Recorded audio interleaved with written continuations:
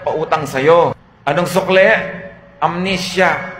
Yan daw pinagkaiba ng magnanakaw sa mangungutang. Yung magnanakaw, natatandaan niya ang ninakawan niya. Yung mangungutang, nalilimutan niya.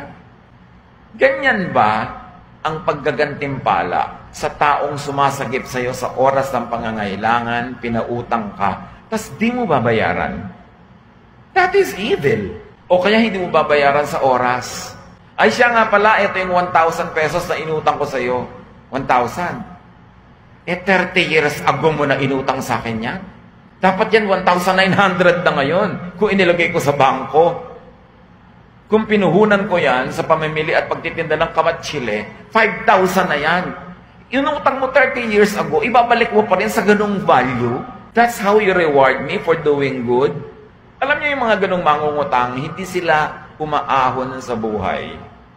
Ang buhay nila parang kumunoy na lubog sila ng lubog kasi hindi sila ibe-bless ng Diyos. Bakit? Hindi mo binabayaran ang utang mo. Hindi mo sinusuklian ang kabutihan ng naging mabuti sa'yo. At pag nasigil ka, galit ka pa. Kidlap ang naghihintay sa'yo.